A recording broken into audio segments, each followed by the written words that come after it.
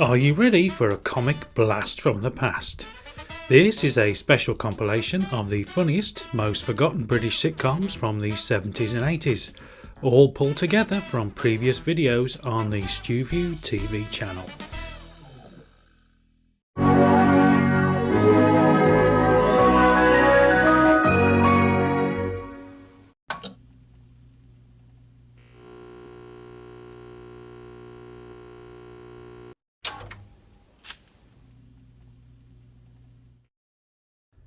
Running for just one series in 1975, Liverpool set sitcom The Whackers was so disliked by viewers, ITV bosses pulled the series after just 6 episodes, leaving the final 7th episode unbroadcast.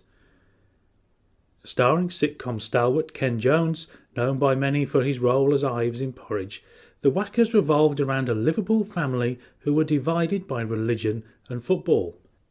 Half the family were Catholic and half Protestant, while in terms of football, half supported Liverpool and the other half Everton.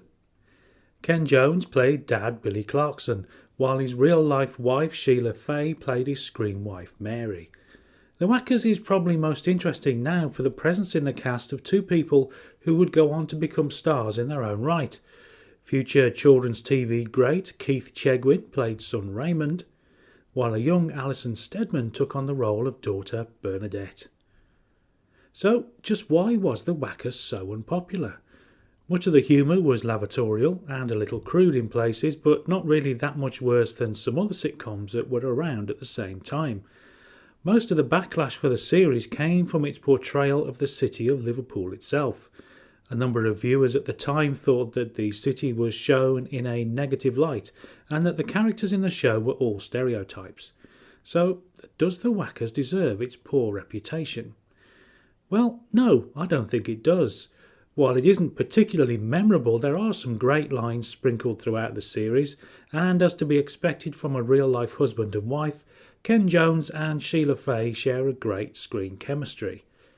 Episodes of The Whackers can be found here on YouTube, and the series is also available on DVD.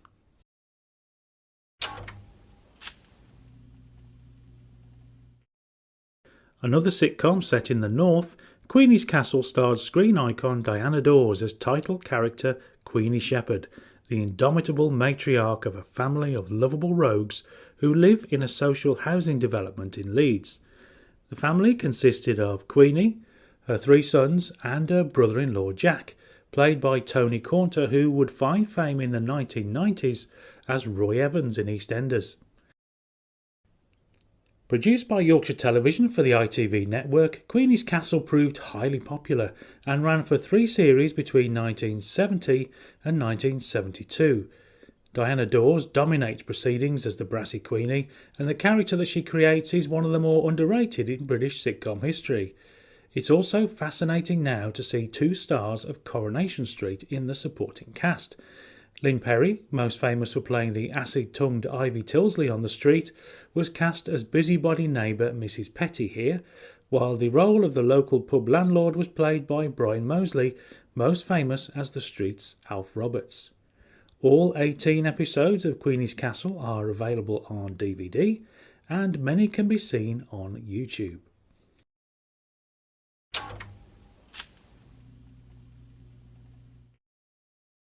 Another sitcom that featured a strong-willed female character in the lead, this time played by the marvellous Hilda Baker, Not On Your Nelly sees the teetotal spinster Nellie Pickersgill move from her northern home to London in order to help her father run his pub, The Brown Cow. Although the character that Hilda plays here is very similar to the one she portrayed in the better-known Nearest and Dearest, Not On Your Nelly isn't a sequel. In Nearest and Dearest, she was Nellie Pledge, heiress to a pickle factory. Here, she is Nellie Pickersgill, daughter of a publican. As always, the great Hilda Baker is wonderful in the title role, with magnificent malapropisms punctuating almost every sentence, such as the teetotal Nellie proclaiming that alcoholic liquor is the evil of all root. As well as disapproving of alcohol, Nellie also has little time for the flirty barmaids who work at the pub, played over the 3 series by Alexandra Dane, Wendy Richard and Sue Nichols. Unfortunately, during the making of an episode in Series 3, Hilda Baker slipped on the studio floor and broke her ankle. She never acted on television again. Although Not On Your Nelly is the kind of sitcom that would not get made today, it's well worth your time tracking it down. It's a lot of fun and was made simply to make people laugh, something which is sadly missing from many shows today. As with the other sitcoms mentioned so far, Not On Your Nelly can be seen on DVD and also here on YouTube.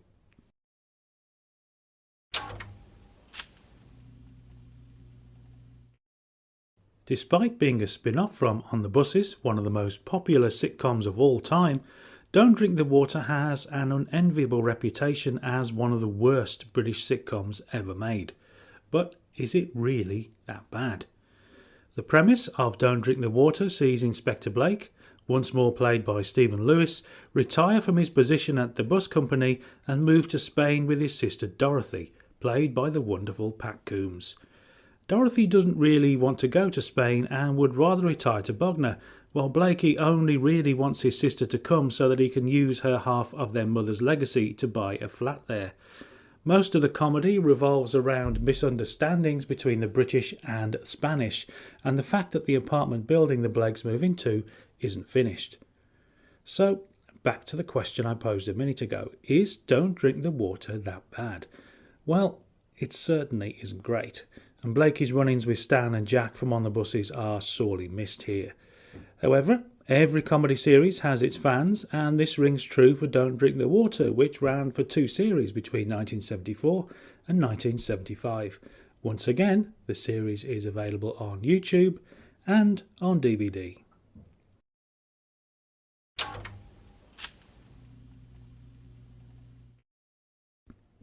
Another series with a link to On the Buses was Down the Gate, starring Reg Varney in his first sitcom role since leaving On the Buses. First broadcast in 1975, Down the Gate featured Varney as Reg Fennell, a porter at London's famous Billingsgate Fish Market. Playing a character very similar to that of Stan Butler from On the Buses, Reg Varney once again brings a cheeky charm to his role here. Sadly, the 2 series of Down the Gate were wiped after broadcast, and the only episodes that survive today are ones that were recorded from TV by Reg Varney himself. These are all from Series 2 and are available on DVD, although as home recordings, the picture is understandably of a lower quality.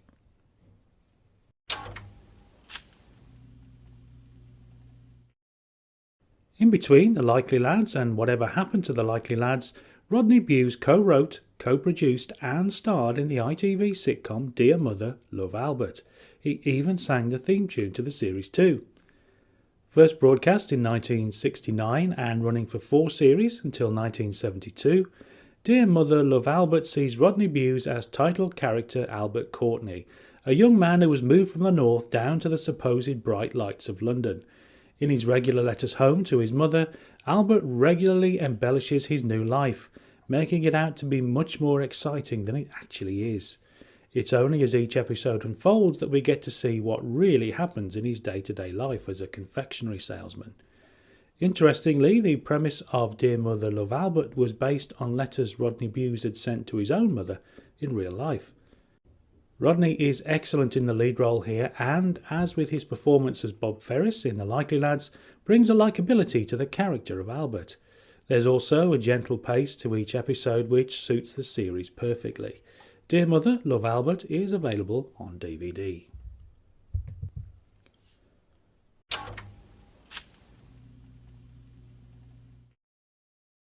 After becoming a star with his role as Mr. Humphreys in Are You Being Served, John Inman was given a starring role in his own sitcom in 1977. Odd Man Out featured Inman as Neville Sutcliffe, owner of a Blackpool fish and chip shop who inherits half of a seaside rock factory from his father.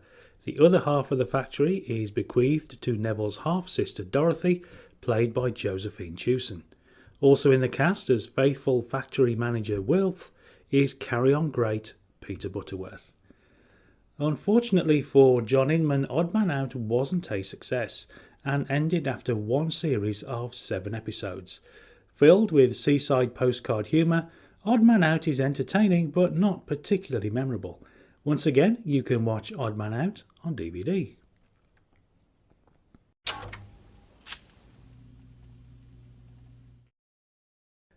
Written by Ray Galton and Alan Simpson, the creators of Hancock's Half Hour and Steptoe and Son, and starring the legendary Leslie Phillips, it seemed that Casanova 73 was destined for success. However, it ran for just one series in the autumn of 1973 on BBC One.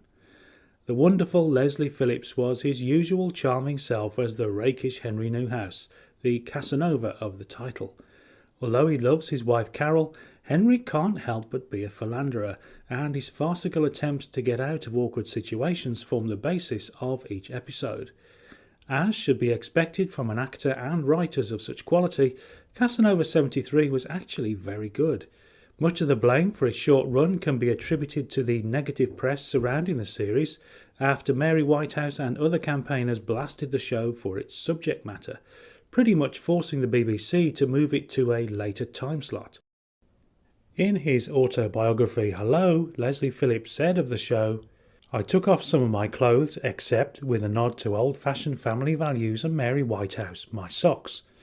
This turned out to be insufficient modesty for Mrs. W and her band of tight-lipped observers who campaigned vigorously against the show. The BBC quickly caved in and pushed us somewhere indecently close to the epilogue, while giving the empty prime-time slot to Mastermind, where the now legendary quiz became a great hit. A DVD of the series was released in 2012.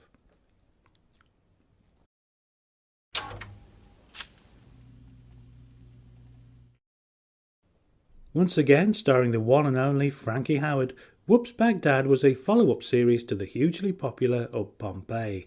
Unfortunately, Whoops Baghdad was not as successful as its more illustrious predecessor and lasted for just one series of 6 episodes in 1973. This time around, Frankie Howerd was Ali Upla, servant to the Wazir of Old Baghdad, played by Derek Francis. As with Up Pompeii, Whoops Baghdad is filled with innuendo and risque gags, delivered straight to camera in Frankie Howerd's trademark style. In fact, the series is pretty much a carbon copy of Up Pompeii, just with a different setting. Another 70s sitcom that wouldn't get commissioned today, Whoops Baghdad is worth watching just to see the magnificent Frankie Howerd at work. Although it is not available on DVD, there are some episodes on YouTube, but the quality is fairly poor.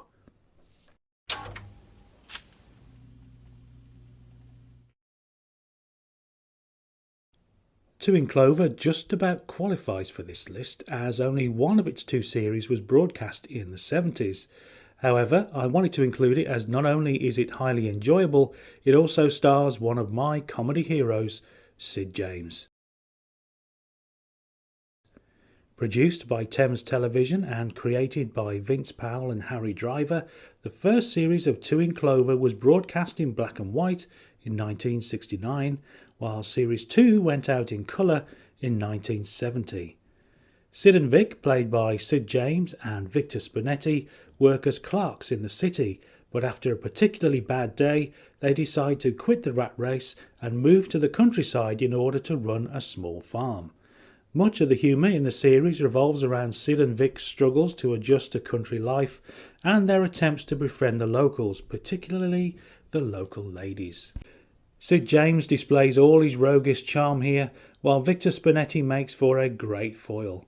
The humour is warm and innocent, and the series as a whole is very entertaining. All episodes of Two in Clover are available on DVD.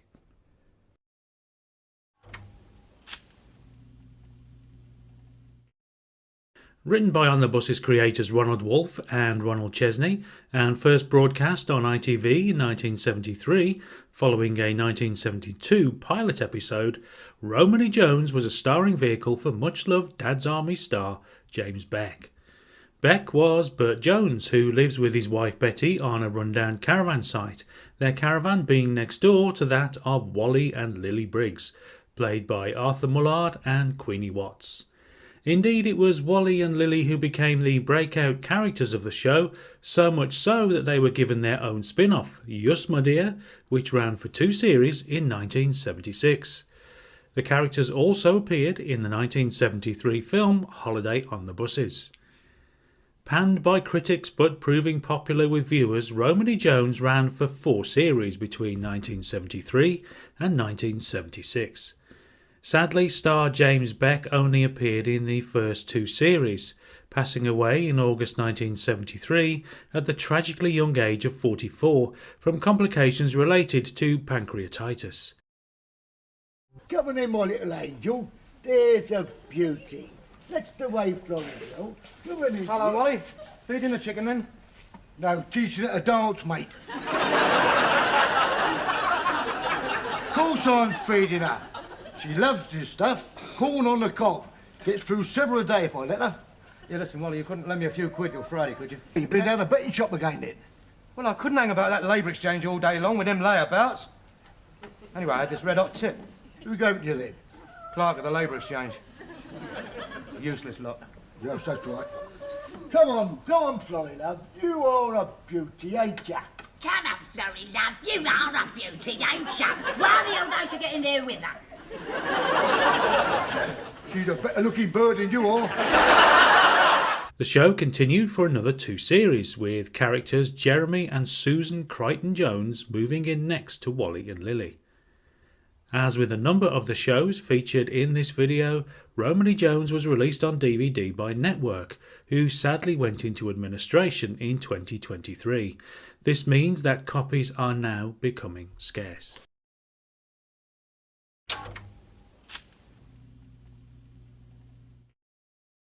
In 1974, David Jason was still looking for his big break, the one role that would catapult him to stardom.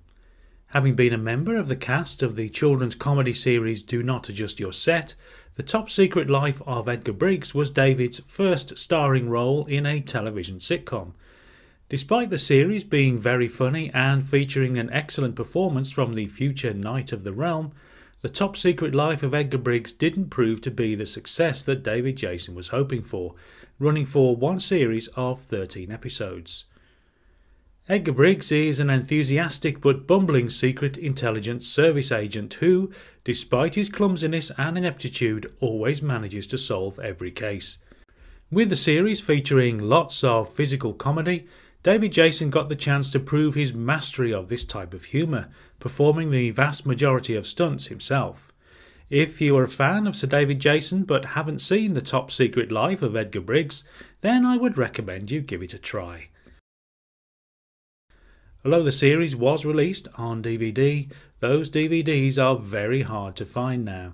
Happily, you can still catch some episodes here on YouTube.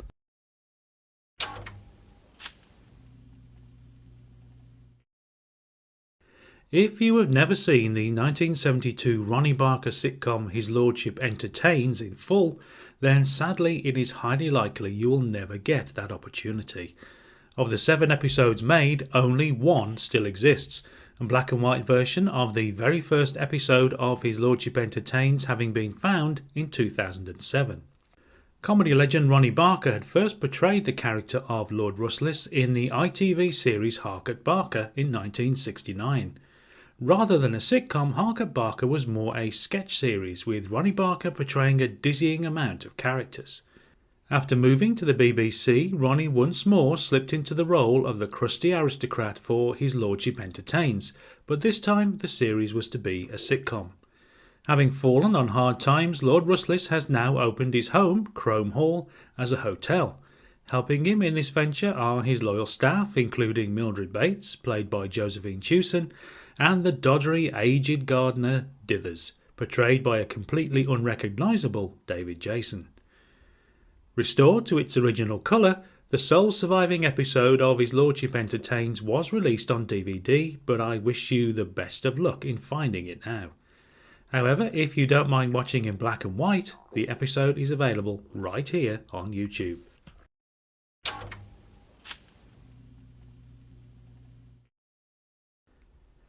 Clive Dunn was very adept at playing characters that were much older than himself. From his most famous role as Lance Corporal Jones in Dad's Army to having a #1 hit in the UK music charts with Grandad, it seemed that Clive was destined to always play the older man. And so it was no surprise when he landed the role of retired engine driver Sam Cobbett in the Yorkshire television sitcom My Old Man in 1974. What is perhaps forgotten is that when a pilot episode was broadcast in 1973, it was with Ronnie Barker in the lead role.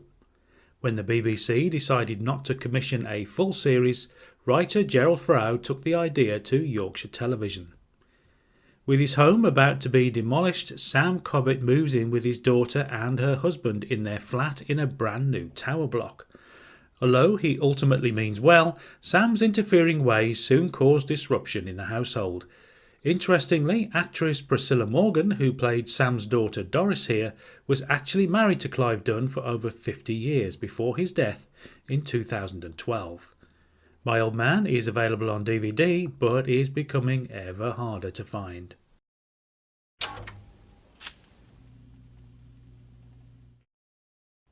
A little-known but highly enjoyable sitcom from London Weekend Television, Maggie and Her began life as a pilot in 1976 under the title Poppy and Her.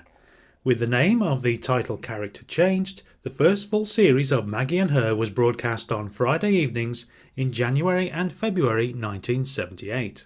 Julia Mackenzie is title character Maggie, a divorced schoolteacher who lives in a flat opposite the nosy Mrs. Perry, played by the magnificent Irene Handel.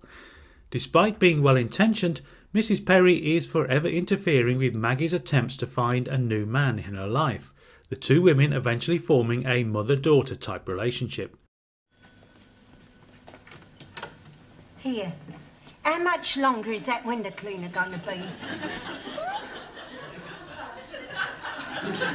Has he been in your bedroom? That's my business. Well, I hope you'll soon be finished with him. Well, I don't know. It might be hours yet. Wilton. I think they're rather amusing, don't you, George? These solemn little snoopers. Geisha Gull. Nosy Parker. Concubine. Lady Hitler. What are you laughing at? I've never seen anything like it. Hey. No one would ever think you two were neighbours. Mother and daughter, more like. Mother and only daughter at that.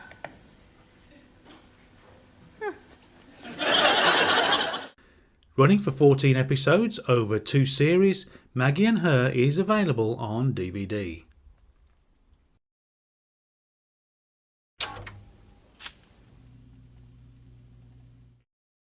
Staying with fine comedy actresses for this next entry, You're Only Young Twice starred real-life friends Peggy Mount and Pat Coombs as Flora and Sissy, residents of the retirement home Paradise Lodge. Flora, played by the formidable Peggy Mount, often dominated her slightly dotty friend Sissy, and was the loudest of all the residents of the retirement home and a definite match for anyone. Supported by an excellent cast, Peggy Mount and Pat Coombs were, as always, marvellous in the 2 lead roles, ensuring that You're Only Young Twice remained popular with viewers throughout its 5-year run. Although never truly a laugh-out-loud comedy, You're Only Young Twice was nevertheless a hugely enjoyable watch, with 2 great comedy stars at the top of their game. You're Only Young Twice is available on DVD.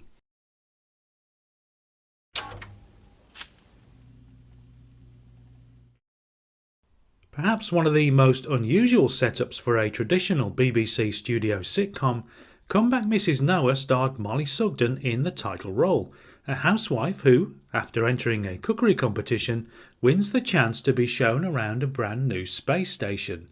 Unfortunately, the craft accidentally blasts off into orbit with Mrs. Noah and a skeleton crew on board. Written by Jeremy Lloyd and David Croft, creators of Are You Being Served and Allo Allo, the cast of Comeback Mrs. Noah featured a number of David Croft television regulars, including Ian Lavender from Dad's Army, Donald Hewlett and Michael Knowles from It Ain't Half Hot Mum, and in his pre-Allo Allo days, Gordon Kay.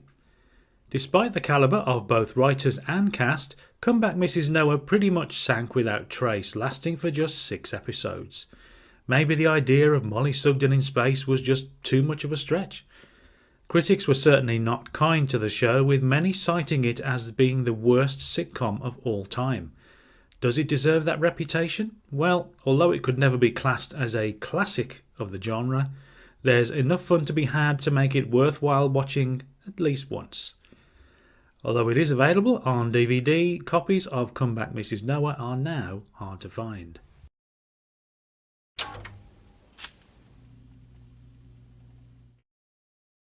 Another late 70s comedy curio, Room Service was written by David Croft's other writing partner, Jimmy Perry. Set in the room service department of a 5-star London hotel, this short-lived and long-forgotten sitcom starred prolific character actor Brian Pringle as Charles Spooner, the formidable head of the department. Also along for the ride was a very young Matthew Kelly as newly hired waiter Dick Sedgwick. Another series to which critics took an instant dislike, Room Service is not writer Jimmy Perry's finest hour perhaps, but if you enjoy your comedy fast-paced, silly and with plenty of broad, easy humour, then you may well enjoy it.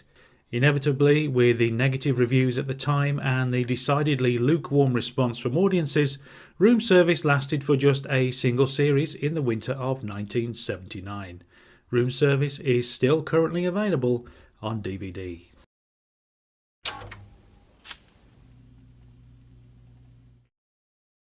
Enjoying a highly successful 5-series run during the mid to late 70s, Get Some In is possibly the least forgotten of the sitcoms featured today, but still isn't often mentioned when conversation turns to British sitcoms of the 1970s.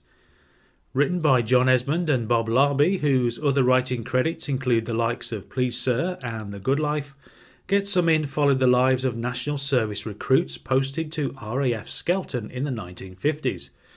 Among the motley bunch of recruits are Jakey Smith, a former teddy boy played by Robert Lindsay, and the well-mannered Ken Richardson played by David Jansen. When Robert Lindsay left at the end of Series 4, the role of Jakey in Series 5 was taken by Carl Howman. The most memorable character was undoubtedly the bullying, petty-minded Corporal Marsh, played with relish by the late Tony Selby. Proving a big hit with viewers, Get Some In ran for 34 episodes over 5 series between 1975 and 1978. These series are available on DVD.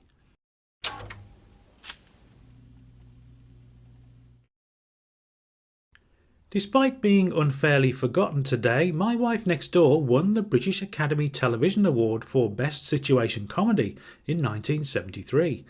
Starring the fine duo of John Alderton and Hannah Gordon as divorced couple George and Susie, My Wife Next Door follows their attempts to start new lives apart from each other, with each deciding to move to the country. This fresh start is tested to the limit, however, when they find they have moved into adjoining cottages. This fine romantic comedy was, rather surprisingly, created by Brian Clemens, a writer better known for action-adventure series such as The Avengers and The Professionals. With excellent performances from the two leads and fine scripts, My Wife Next Door proved to be a classy addition to the BBC comedy schedule of 1972. Where's the bloody thing? I've got it, Susie! I've got it in my hand. And it's going this minute, right? I'm going to chuck it into that field right now. All right? Hey? Right.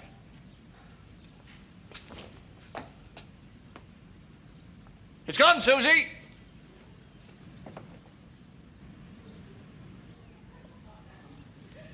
She'll go and get it. Of course she will. Come on, Susie. Come on, come and get it. Come on, you cow. That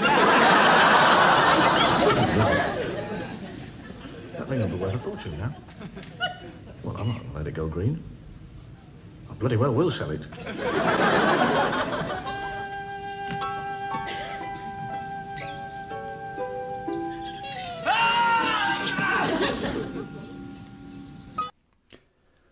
Although My Wife Next Door was released on DVD in 2015, copies are now quite hard to find.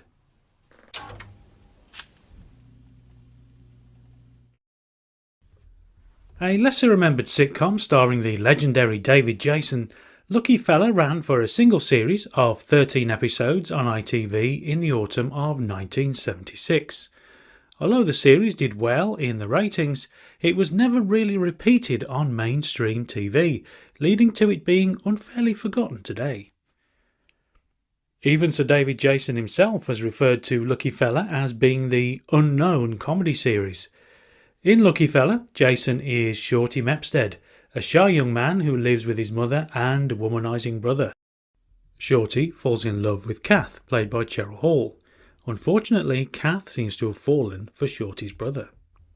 If Lucky Fella was better remembered today, the wonderful bubble car that Shorty drives in the series would probably have a place on classic TV car lists, next to a certain three-wheel van.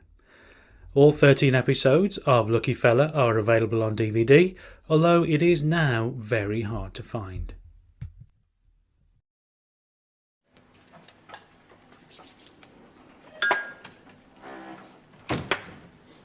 Oh, Bernard. Oh, that's lovely. Turn round. Oh, here. Have you got a date? Well, with a young lady? what? Oh, dear me, Mum, this egg's off. No, it's not the egg. It's him. It's you smell. It's male perfume.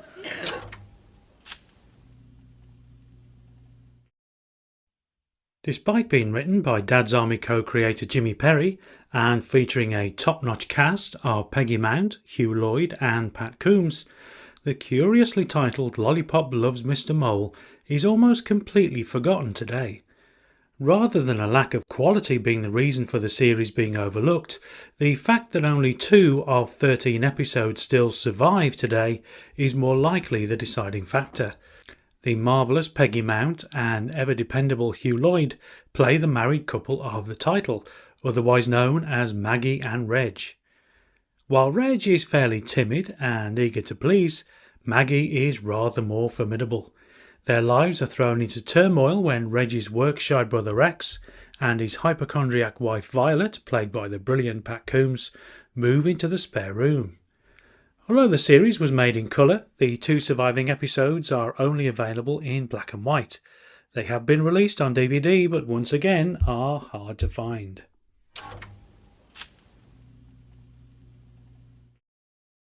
A hit sitcom broadcast on ITV between 1974 and 1977, The Squirrels was written by Rising Damp creator Eric Chappell. Set in the accounts department of a TV rental company, The Squirrels featured a strong cast which included Ken Jones, Patsy Rowlands and Bernard Hepton. Featuring plenty of office politics and in-house bickering, as well as more traditional visual gags, The Squirrels proved to be a winner with audiences at the time, but is now strangely overlooked when discussion turns to 1970s British sitcoms. The surviving 22 episodes of The Squirrels are available on DVD, with many also on YouTube.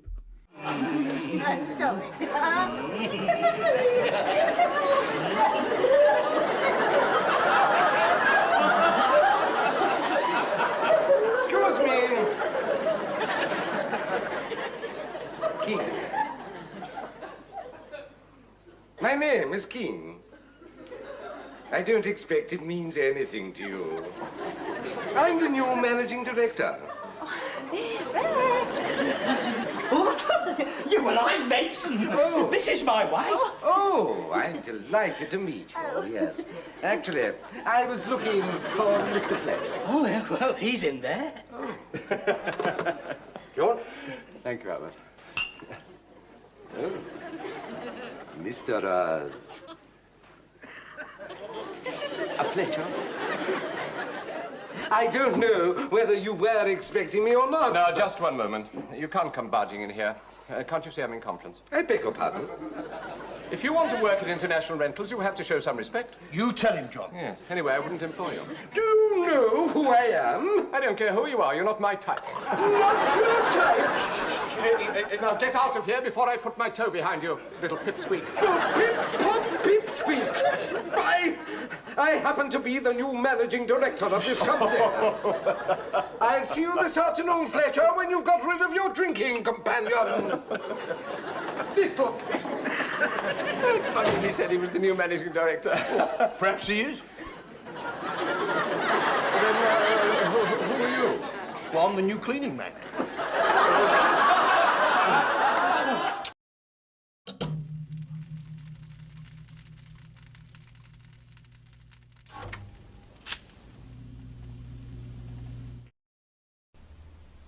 A very entertaining sitcom from the early part of the 1980s, Keep It in the Family is probably the least forgotten of the 10 shows featured in today's video.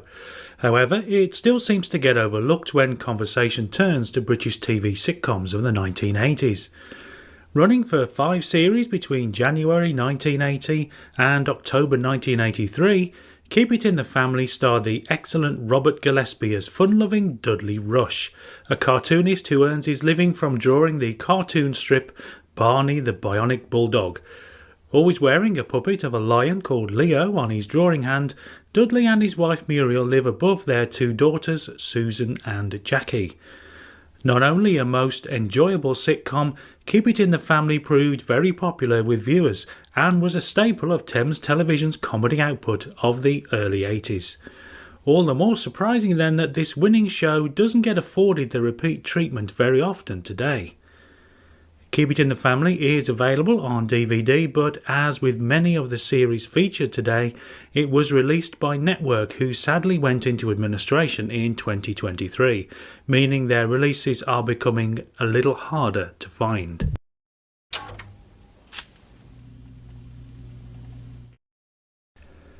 Another popular comedy from Thames Television, Cowboys made its debut on ITV in 1980, just a few months after Keep It in the Family. Another unfairly forgotten gem, Cowboys starred the late great Roy Kinnear as Joe Jones, owner of a rather dodgy building firm which employed hopelessly shoddy builders Geezer, Wobbly Ron and Eric. In addition to Roy Kinnear, the fine cast included glamour girl Debbie Linden as the company's secretary, wonderful character actor David Kelly as Wobbly Ron, and as Geezer, Colin Welland, who would go on to win an Academy Award for his screenplay for the film Chariots of Fire. Made at a time when television comedy had the simple aim of making people laugh, Cowboys did just that, and is still enjoyable when viewed today. Episodes of Cowboys are available here on YouTube, and DVDs can still, at the time of recording this video, be found on places such as Amazon.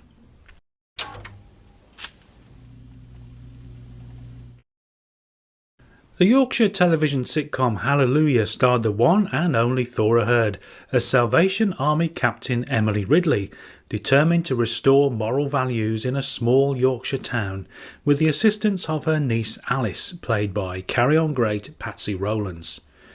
The series was created by Dick Sharples, who was the writer behind another better-known Thora Hird sitcom, In Loving Memory. Running for 2 series between 1983 and 1984, Hallelujah had a gentle pace to it which suited the series perfectly. Once again, you can catch episodes of Hallelujah on YouTube, and it is also available on DVD, although copies are becoming scarce.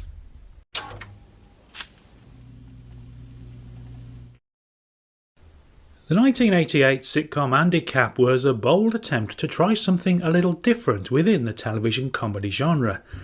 Based on the legendary comic strip character, the television version of Andy Capp was remarkably faithful to its original source, and often featured characters breaking the fourth wall and speaking in little asides to the camera. James Bolam was the absolute perfect choice in the title role and was matched by future Emmerdale star Paula Tilbrook as his fearsome wife Flo, rolling pin permanently on standby. With scripts written by renowned novelist and screenwriter Keith Waterhouse and a perfectly cast actor in the lead role, the ingredients for success were certainly there, but Andy Capp turned out to be a resounding flop and lasted for just 6 episodes. As it was shot on film with no studio audience, the series has an almost empty feel to it, and with hindsight, could have probably benefited from the laughter of an audience in attendance. You can watch episodes of Andy Capp on YouTube, while the DVD of the series is now a little tricky to find.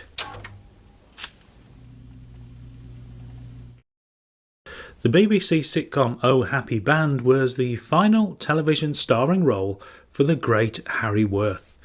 Written by Jeremy Lloyd and David Croft, creators of Are You Being Served and 'Allo 'Allo, this forgotten sitcom saw Harry Worth playing a character of the same name, leading a brass band in the small town of Nettlebridge. The main theme of the series revolved around the attempts of Harry and his bandmates to thwart the building of a new airport near to the town. Although his greatest period of success occurred during the 1960s, the presence of Harry Worth in his 1980 production still lent a certain gravitas to Oh Happy Band, but it was not enough to save the series from relative obscurity. With no DVD and only a few clips available online, watching Oh Happy Band today is not exactly an easy task.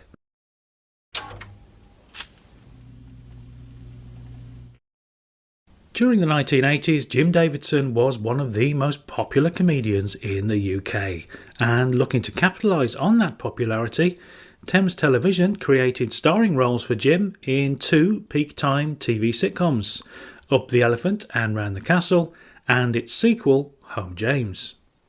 Debuting in November 1983 and running for 3 series until November 1985, Up the Elephant and Round the Castle features lots of cheeky chappy cockney banter from the star in his role as Jim London, an unemployed single man who inherits a Victorian terraced house in the Elephant and Castle district of London.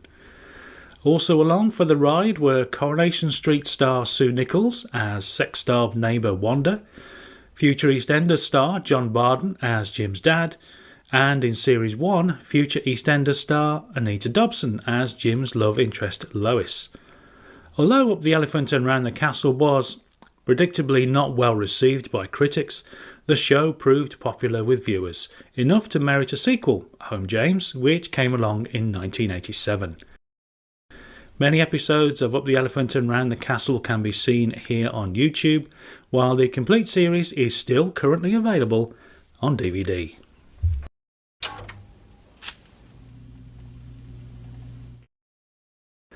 Although pop star David Essex had appeared in a number of films by this point, 1988's The River was his first major acting role on television.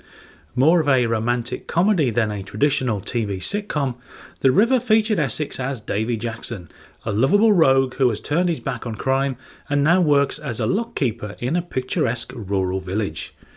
Sharing his cottage with his eccentric Aunt Betty, Davy eventually finds himself falling for Sarah, who moves into his cottage while her narrowboat is being repaired. A sitcom that makes you smile rather than laugh out loud, The River ran for 1 series of 6 episodes. As with most of the sitcoms featured in this video, you can watch episodes of The River on YouTube and DVD.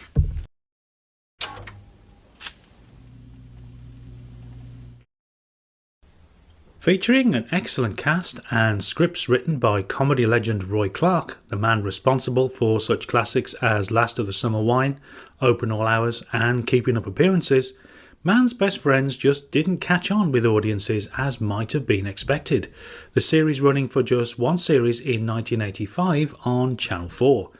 Perhaps if it had been broadcast on BBC or ITV, the show might have stood a better chance.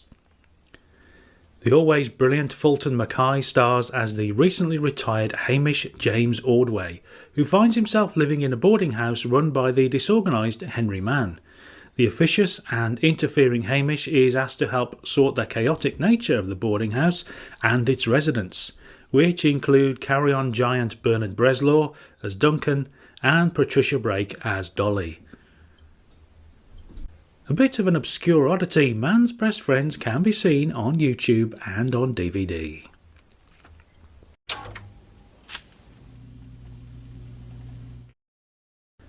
For a dramatic soap opera, Coronation Street has been the catalyst for a surprising amount of sitcom spin-offs over the years. First, in 1965, there was Pardon the Expression, starring Arthur Lowe as former street resident Leonard Swindley. This, in turn, led to a further spin-off, Turn Out the Lights, which featured the same character.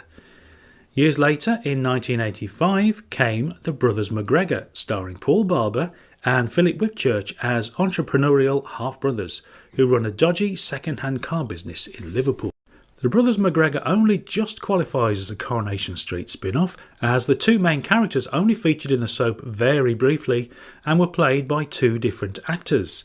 This meant the series could stand on its own merits right from the start, and it would prove popular enough with viewers to run for 4 series until 1988. Many episodes of The Brothers McGregor can be found here on YouTube.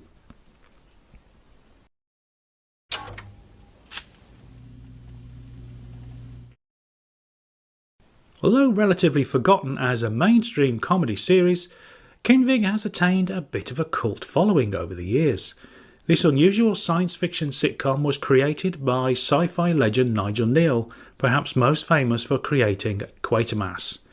Played by Tony Haygarth, the title character Des Kinvig, who owns a rundown electrical repair shop, meets the beautiful Miss Griffin, an interplanetary traveller from Mercury. They eventually team up to save Earth from attack by the alien Zux tribe. Despite boasting an unusual premise for a television sitcom and some great performances by the cast, Kinvig only lasted for a single series. Perhaps it was just a little bit too offbeat for the mainstream ITV audience at the time. Despite that, Kinvig is now seen by many as being something of a hidden gem. Once again, you can watch episodes of Kinvig on YouTube, and the series is available on DVD.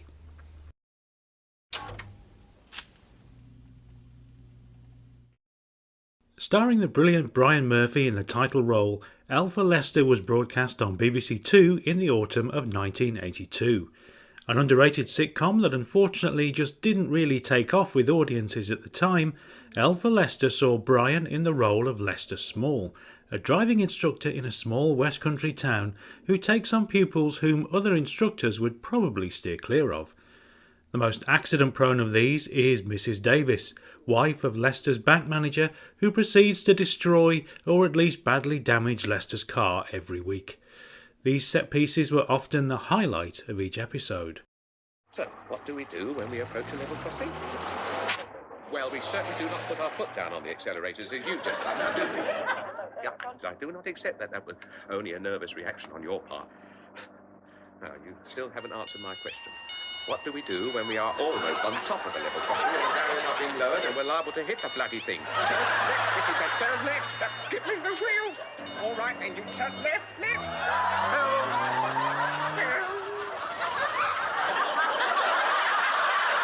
Just please stand well back from the platform for the through train to Penzance.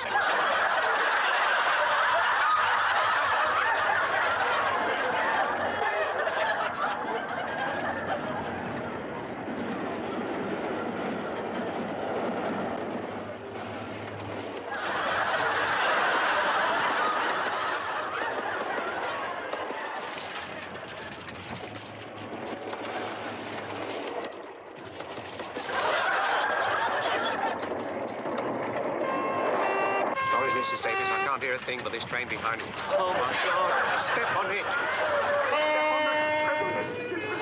What? We can't be running out of petrol.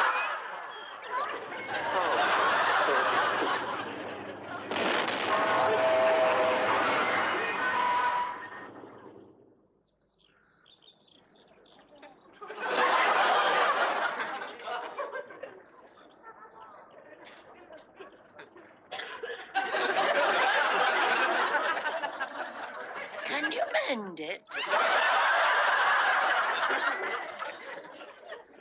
As previously mentioned, Alpha Lester seemed to pass many people by, lasting for just 6 episodes. This is a real shame, as this forgotten sitcom remains a bit of a buried treasure. You can find episodes of Alpha Lester right here on YouTube.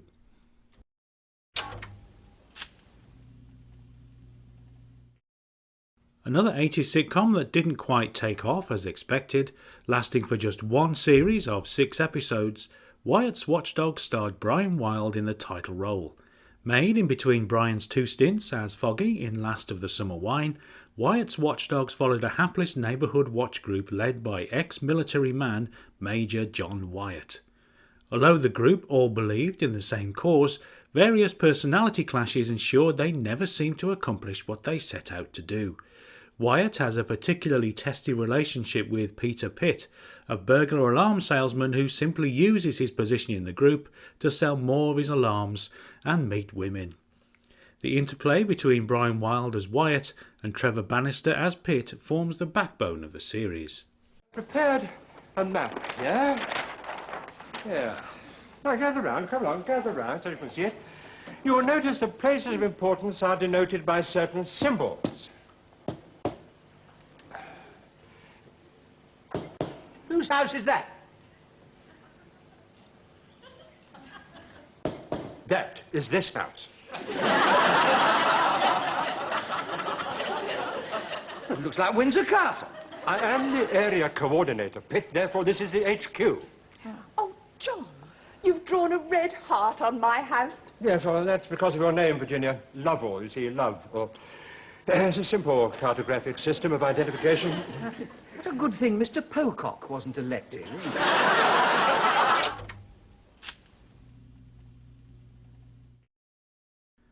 One of those fairly lightweight ITV sitcoms that aren't particularly memorable but nevertheless prove popular with viewers, Full House ran for 3 series between January 1985 and November 1986. Written by Johnny Mortimer and Brian Cook, the writing partnership responsible for such classics as Man About the House, George and Mildred and Robin's Nest, the premise of Full House saw 2 very different young couples pool financial resources in order to buy a house together. One of the couples, Paul and Marcia, are married and rather prim and proper, while the unmarried Murray and Diana are far more liberal. These differences provide most of the storylines.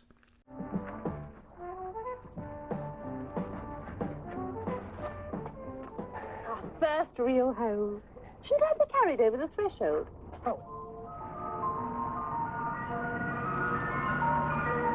What is that? I think it's them.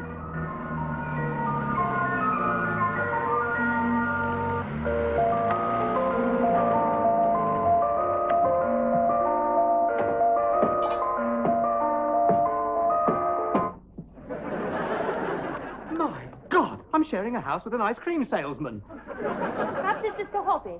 Morning. Murray, are you going to leave that hideous thing outside the house? No, she's coming in, aren't you, love?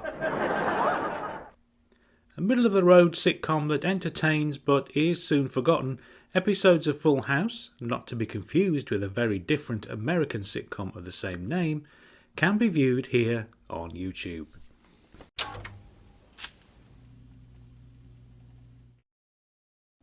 Former model Lorraine Chase rose to national fame in the 1970s after appearing in a memorable series of television advertisements for Campari. Soda, of course. No, lemonade. Campari and lemonade. Yeah, nice colour, isn't it? Campari, with soda, with lemonade, with tonic, but always with pleasure. Were you truly wafted here from paradise? No, Luton Airport. With her newfound fame, Lorraine moved into acting, with one of her biggest roles being that of Lorraine Watts in the popular ITV sitcom The Other Half. Running for 4 series between 1980 and 1984, The Other Half took a comical look at the relationship between down-to-earth Cockney girl Lorraine and the upper-class MP Charles Latimer, played by John Standing. The odd couple's blossoming romance is further complicated by the fact that Latimer is already engaged to the snobbish Sibylla, played by Patricia Hodge. This culture clash comedy proved to be a hit with viewers, mainly due to the presence of the popular and likeable Lorraine Chase.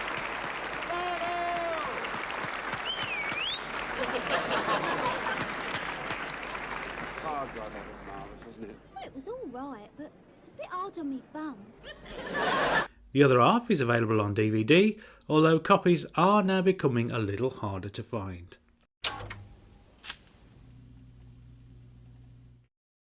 Providing the first lead sitcom role for Likely Lads star Bridget Forsyth, BBC sitcom Sharon and Elsie revolved around the relationship between the title characters, who both work at a printing factory.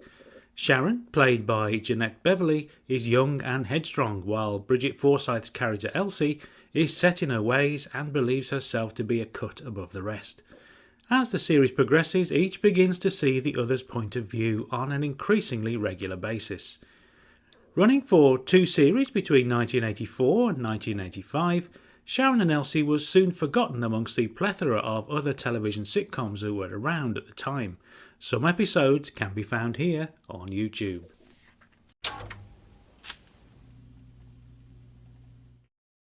If you can't recall ever seeing the ITV sitcom Hardwick House, then you can be assured you are not alone. After just 2 episodes had been broadcast in February 1987, the series was pulled from our screens and the remaining 5 episodes remained unshown. This decisive action from ITV bosses came as a result of a huge backlash from viewers who had not taken well to the anarchic, no-holds-barred nature of the series. How many of those people complaining had actually watched any of the episodes is open to debate, but it all adds to the infamous reputation that this school-based sitcom still has today. Much of the blame for the quick demise of Hardwick House can probably be attributed to ITV bosses who decided to broadcast the series at 8 p.m. The near-the-knuckle humour employed in Hardwick House and the repulsive nature of many of the characters would have been far better suited to a post-Watershed slot.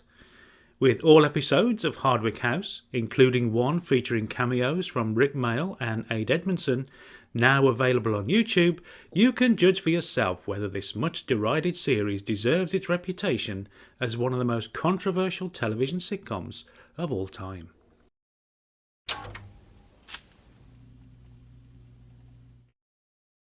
Especially created for its star Mel Smith, Colin Sandwich was more dialogue-driven than many of the other sitcoms filling our screens towards the tail end of the 1980s. Smith was Colin Watkins, an office worker employed by British Rail who aspired to be a professional horror writer in the vein of Stephen King. Rather than any lack of talent, it was often Colin's own insecurities and paranoia which held him back. Although he often shied away from revealing his true feelings to others, as viewers we were privy to his thoughts in the form of regular internal monologues. Quite different to any other sitcom of the era, Colin Sandwich was probably too much of an acquired taste to be a big hit, leading to the series being overlooked today.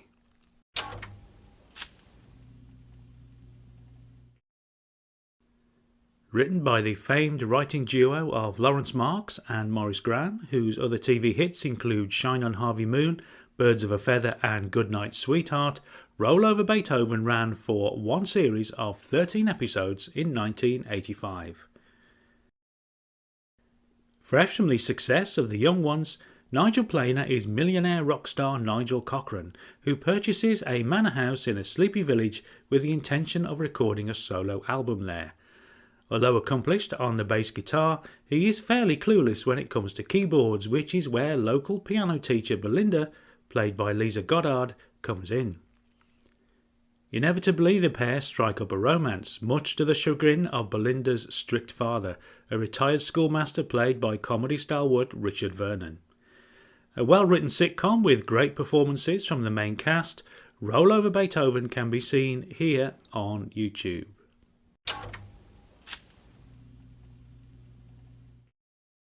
The only Channel 4 show to feature in today's video, Fairly Secret Army ran for 2 series between 1984 and 1986. Despite an excellent cast led by the great Geoffrey Palmer and also featuring Liz Fraser, Michael Robbins and Paul Chapman, the series came and went with a bit of a whimper and remains pretty much forgotten today. Reminiscent of his character from The Fall and Rise of Reginald Perrin, Geoffrey Palmer plays former Army Major Harry Kitchener Wellington Truscott here, a man who maintains a strict military demeanour in civilian life, rendering him almost incapable of relating to the majority of people he comes across. He eventually forms a group of like-minded souls who dedicate themselves to protecting the country and restoring it to its former glory. Although boasting a fine cast and being written by Reginald Perrin creator David Nobbs, Fairly Secret Army just didn't resonate with audiences. Once again, you can watch episodes of the series on YouTube.